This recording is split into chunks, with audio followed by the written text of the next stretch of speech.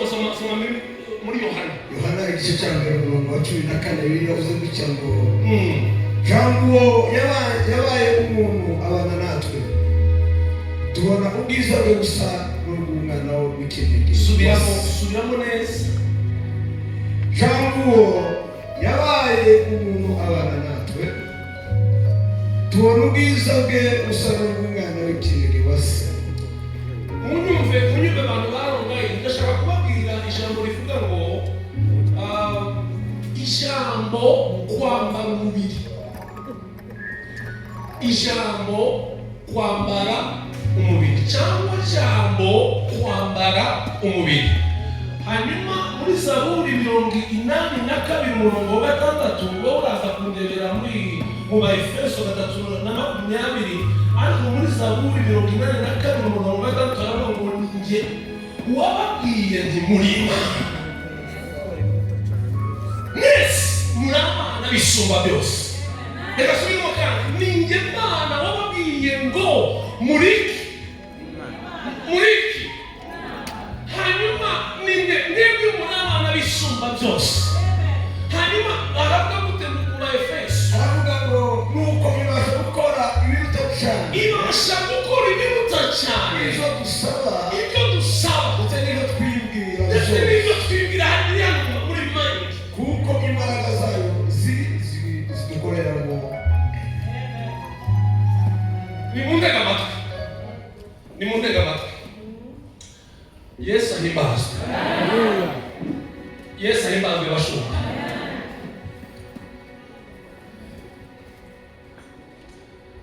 Imana ifite imbaraga mu cyungaje zo kudownloading igitekerezo ikabikura muri mind hano, kuko yavuze ngo mu Efeso kwibasha gukora cyane ibiruta ibyo dutekereza, ibyo dusaba ndetse n'ibyo twibwira. Hanyuma mwemuretse ibyo dusaba twishire ku mpande, tubanze tuvuge ibyo twibwira. Nicyo kigoye, kubera ko Imana iramutse ikoze icyo dusaba biroroshye iba yasubije. Ariko imbere niba Imana ikomeye pasta nuko ikora cyane ibyo twibwira ije ikora. Imana ije ikora cyane igisanga iyo mu muntu indani, iyo mu mutima, ikamusanga aho uri murivuza mu bitekerezo uri muratekereza ucura imigambi ntishoboke, wagerageza kwicira inzira bikanga. Iyo mu mutima iyo rimwe na rimwe ugaramye ku gitanda cyangwa mu ntebe, rimwe na rimwe uri mu gikoni ureba stop ukuntu imeze, Imana ibasha kuciyo munsi y'umviro mu bitekerezo, hanyuma igahita ifata icyo gitekerezo ikagifata mu utagisengera utakikuza biraho gusa mu bitekerezo, hanyuma ikabikora cyane biruta uko watekereza. Akimara kumbwira amakuru yo kuza hano, numvise mu mutima waje ngomba kubabwira ko igihe cy'ijambo kwambara umubiri kibaye muri Yohana. Murabona mu ijambo ni Yesu yavuzwe kera cyane, uhereye mu itangiriro ibyavuzwe byose byabaye byagendaga bisobanura byerekana byendiketinga Yesu nyuma y'imyaka y'isezerano rya kera na nyuma y'imyaka ya magana ane hagati y'irya kera n'ibishya, aho hagati magana ane yose Yesu aza kubaho. Mu kuvuga ibyari ijambo mu myaka magana ane no mu gihe cyose isezerano rya kera ryavugaga, ryagerageza gusobanura, ryagerageza kwigisha, ryagerageza kumurika, gutunga urutoki, ibyari ijambo byambara umubiri. Yesu abaho. Naje kubabwira abantu barongaye n'ababyeyi n'abasore muri aha n'abo twazanye twese ngo ibiri ijambo, ibiri amagambo mu mitima yanyu mu izina rya Yesu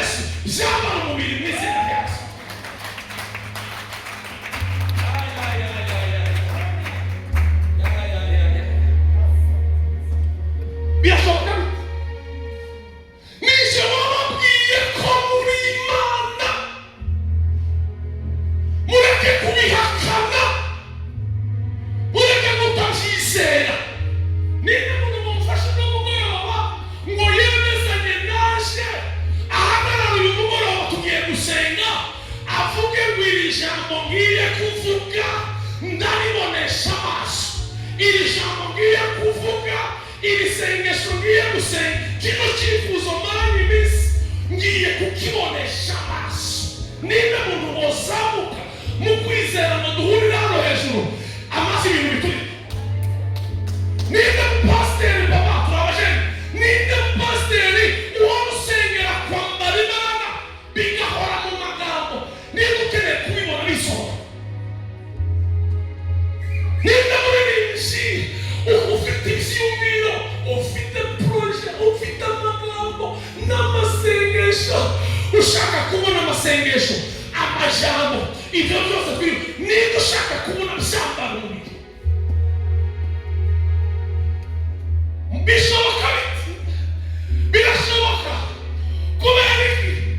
Nuramuka wizeranye nanje uyu mugoroba, kubera ko nje nawe turi Imana, turabirema biraba. Yo, hari bije mu mutima, muzamure ibiganza. Haleluya! Biraba mu izina ryane. Ese mwumvise? Mwumvise? Urabona bino bintu byose baba, wenda kino bitandukanye.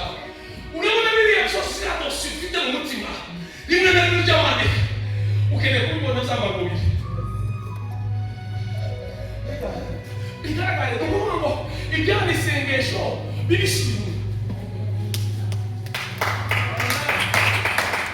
Nukuvuga ngo ibyari ikibazo bikomerwa amashyi y'ibihundu, ibyari ubutayu n'igiki y'opposite y'ubutayu,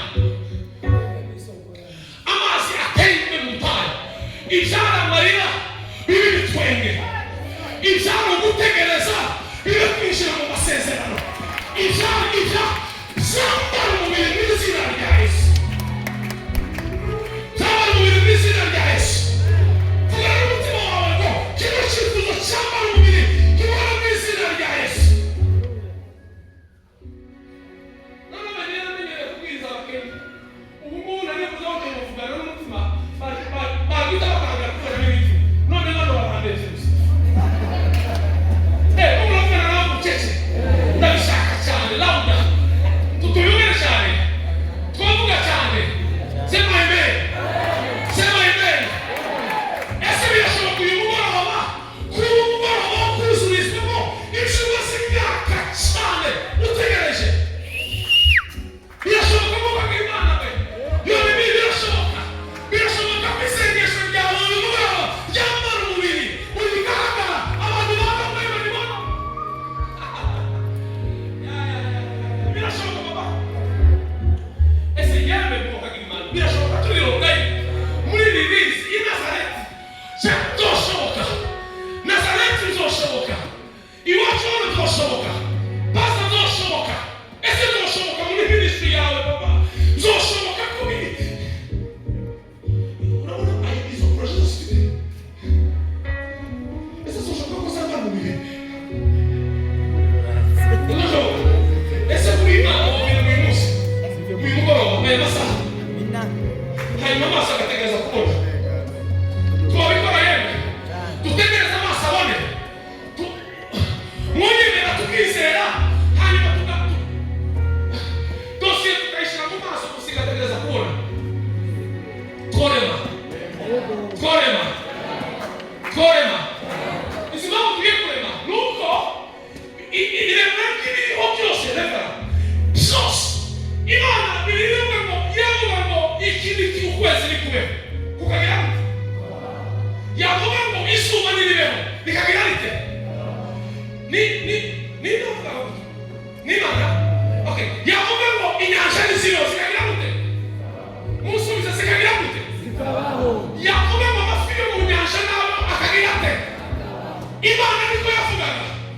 Ndababwira uyu mugoroba namwe ngo murima, mwore mu mugoroba mu izina rya Yesu, mwore mu mugoroba mu izina rya Yesu.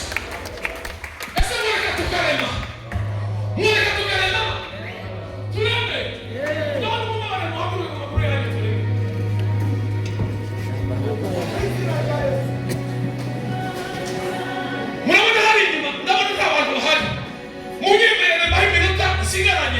tugenda genda abashoboye kwimuvinga tube kabarema uvugana in a situation abafite ibibazo by'uburwayi ba mama anyway icyo muri n'ubwiza bw'Imana ndangwa isihagarara imbere y'ubwiza bwayo. No sickness can stand before the presence of God. No, munyemera tugenda gende uvugana na cya kibazo cyawe kubera ko Imana ukireme hanyuma dose yuherereza amaso zamuri iyo kibone baba kaso paradara asende n'ibirare zamuri yawe n'ibishoboka uvugana n'umutima wawe uri Imana byibuke uri Imana niba uri umurwayi wakira kwawe n'izina rya Yesu.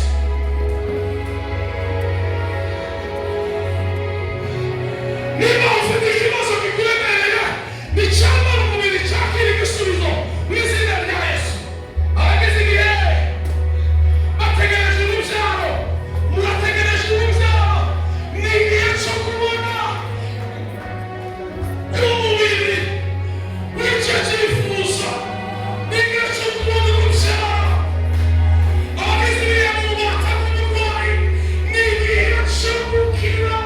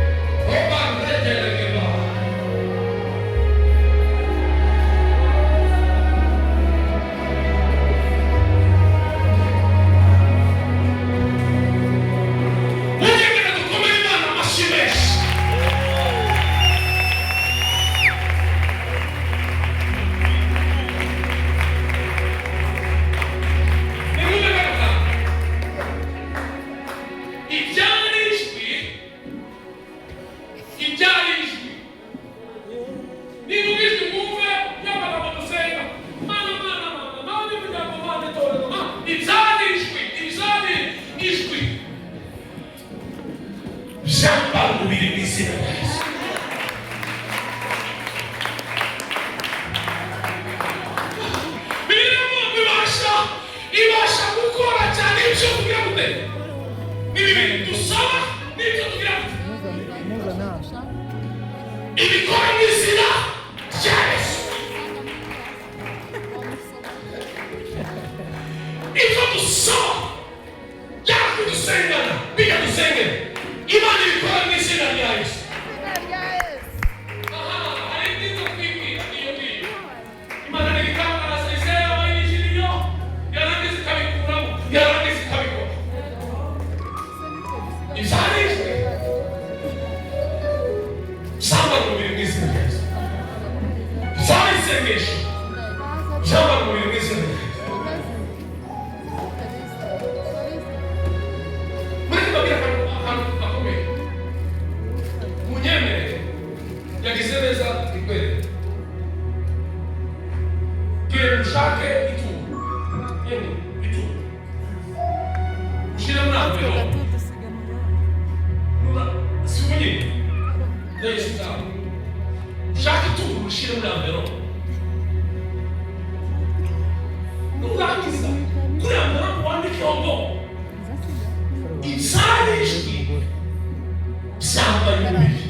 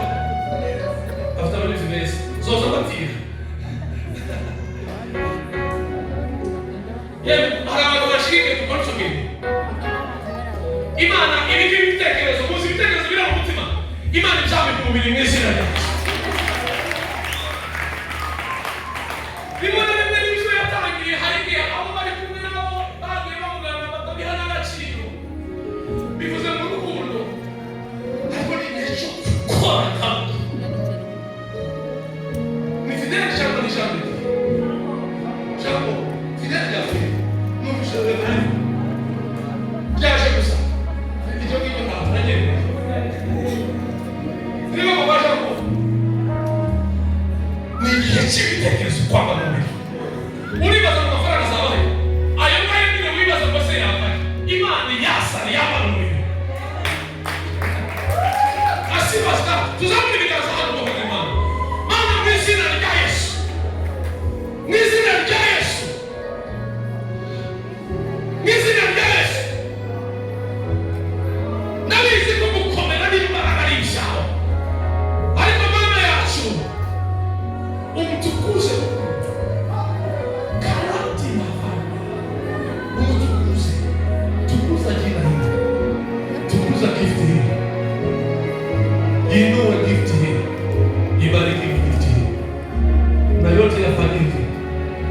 kwa ajili ya utukufu wako. Tukomeni na basi beshi.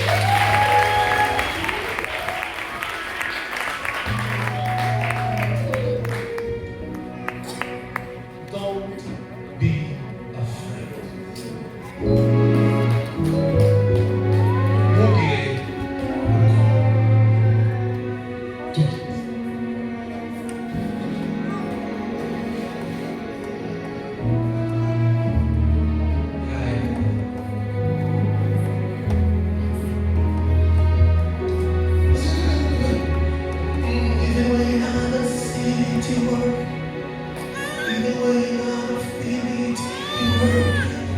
You never stop, you never stop working.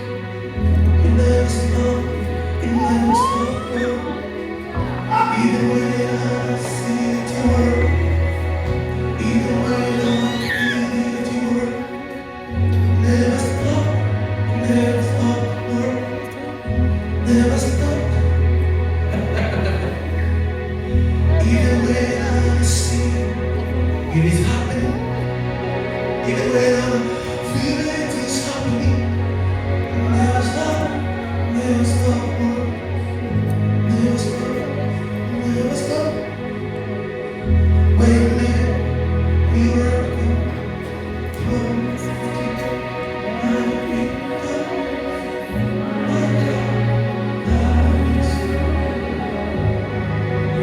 everybody sing it. When they say, when they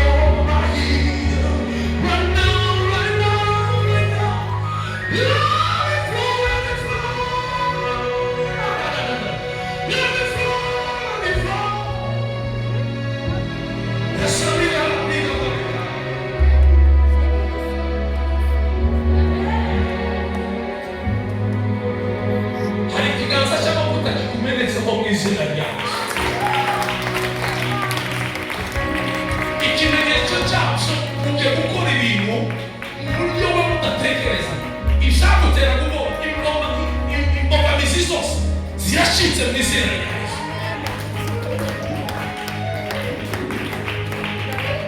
It's flowing. As the rivers flow, it begin to bring everything